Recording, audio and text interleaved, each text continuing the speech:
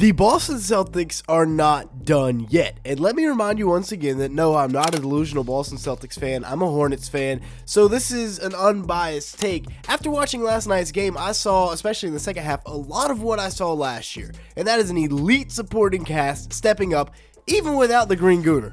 Well, actually, I can't call him that anymore. I threatened to, and then he responded with like 45 points the next game. So he gets to go back to being the best 19-year-old in the NBA.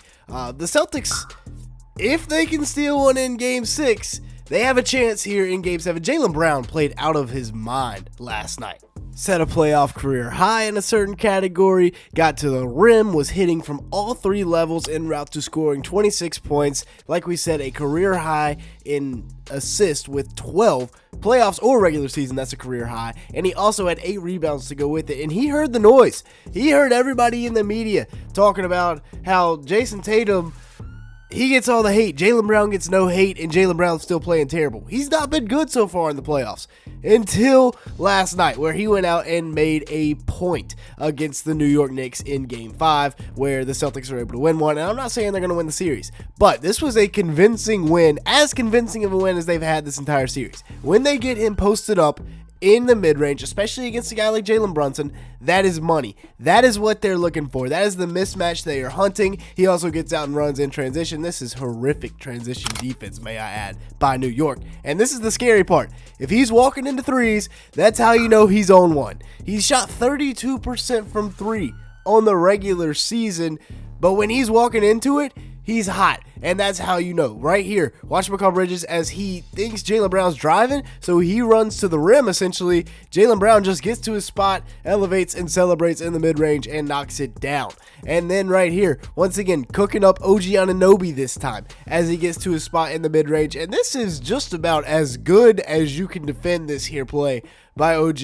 And it doesn't matter. Jaylen Brown still gets it to fall. Now, the most impressive part last night was his passing. Like we said, he set a career high, playoff or regular season, in assists. And this is a heck of a pass right here. I want you to check this one out. Drives by Mitchell Robinson, draws the help side of Karl-Anthony Towns. Really nice cut by Drew, but he goes up with the right, switches it to the left, and passes it to Drew. Heck of an assist right there. And then finding Peyton Pritchard. And no, Tom Thibodeau, this is not a breakthrough in how you guard the NBA Sixth Man of the Year. I would not recommend this.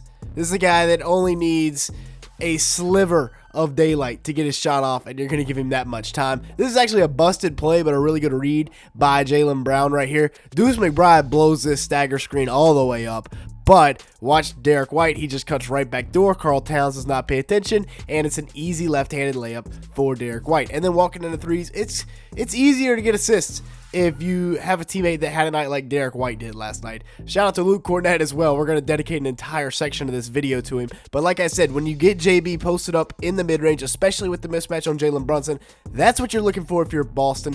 He brings all 3 help side defenders over and slips it right into Kornet, who just goes up and lays it in because he's a great guy. He doesn't need to dunk it. He doesn't need to showboat. He's just going to lay it in. Sam Hauser.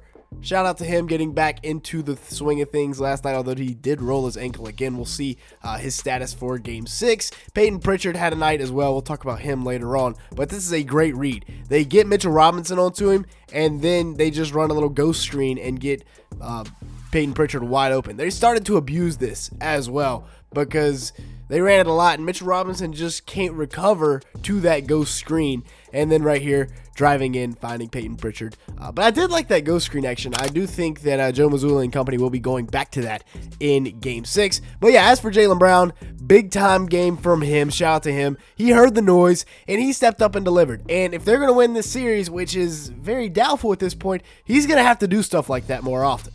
They're also going to have to see another performance or two like they had last night from Derrick White, who simply could not miss. I called it. I said there was going to be a Derrick White game at some point in this series, and he goes out last night and puts up 34 to go with 3 rebounds, 2 assists, and 3 blocks in 40 minutes of action.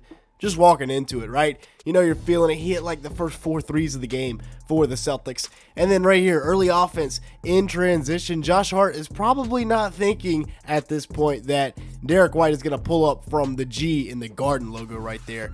He thinks he's going to get downhill. Derrick White has other plans, pulls up over the top and knocks it down. And then, like I said right here, this action that the Celtics have been running, the Knicks are going to have a really tough time guarding it because it puts a lot of stress on Mitchell Robinson or Karl-Anthony Towns, whoever the big is. Al Horford clears out, and as they get the switch onto Deuce McBride, now Mitchell Robinson is tasked with flying out there and guarding Derrick White. It doesn't work out here for the Knicks, and keep an eye on that in the next game for the Celtics and Joe Mazzulla as they look to exploit that some more. And then once again in transition, just stepping into it from the top of the key and knocking it down. He was 9 of 16 from the field, 7 of 13 from beyond the arc. So he definitely got his fair share of attempts in, but you know, he knocked them down. And then we talked about that little backdoor play that he got earlier. And then Peyton Pritchard. I was uninformed, but I do now know that Peyton Pritchard is balling on and off the court. Last night he had 17 points, 5 rebounds, 3 assists, and a steal in 39 minutes per game. And he was out there hooping. And I must say that watching Jalen Brunson and Peyton Pritchard go at it as a 6-foot white guy makes me think maybe I should have tried a little harder in basketball. Because these two guys are so skilled to be so small out there dominating with some of the biggest dudes, the most genetic freaks in the history of the world. Right here, they're expecting a flare screen, and he does a great job of curling it right to the rim. Beautiful read right there from Pritchard. And then we talked about this earlier. This isn't exactly the most ideal way to guard the 6th man of the year, but the Knicks, you know, they're trying everything.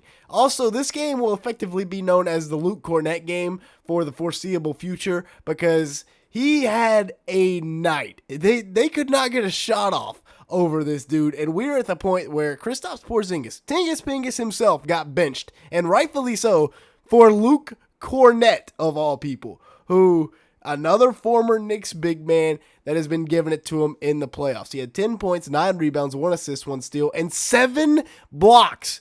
Josh Hart doesn't even know where he came from on that. He's gone away from his strategy of just trying to cover up the rim, and he now gets out there and blocks threes. Also in the Spain action right here, watch the back screen from Pritchard as he rolls to the rim in this pick and roll action, catches it and dunks it backwards. That's a really nice finish right there from Luke Kornet. Also shout out to Al Horford at 108 years old, still out here hooping. Effective strategy right here, just knock Jaylen Brunson to the floor and then catch it and dunk it. 12 points, 5 rebounds, 2 assists, and a block in 25 minutes last night for Al, who, I mean, man, this is probably his last NBA season, and he's just never going to fall off. He's always going to be somewhat good and can always be a role player on an NBA playoff team. And then you got Drew Holiday, who kind of turned back the clock a little bit last night. He looked pretty solid. He had been looking a little bit old, I'm not going to lie, in these playoffs. But he had some really good minutes last night. I believe he finished with around 15 points in what was a solid effort for him. And then if they can get Tingus Pingus going, just one time, if they can get him going in the Garden, like when he dropped 34 on him not too long ago, then it could be a whole new series if they go in there and win Game 6. That's all they got to do is go win Game 6 and then come back to Boston in Game 7. Look out. Now, I know home court advantage hadn't meant a lot in these playoffs, but still, if you get Porzingis going for 1 or 2 games, then look out because he has the potential to be the second best player on this team when Tatum's healthy, and that is depending, of course, on how Jaylen Brown is playing. But if Jaylen Brown's playing well, then you got Brown and Porzingis, and that's a great duo as well, and you could be looking good. Now, I'm not saying they're going to win this series. I still think the Knicks will probably win this one, but hey, if they win Game 6, it makes things a whole lot more interesting. With that being said, that's going to be it for today's video. Thanks so much for watching. Make sure to hit the like button. Leave me a comment down below and hit that subscribe button if you did enjoy at any point. With all that being said, thanks so much for watching today's video.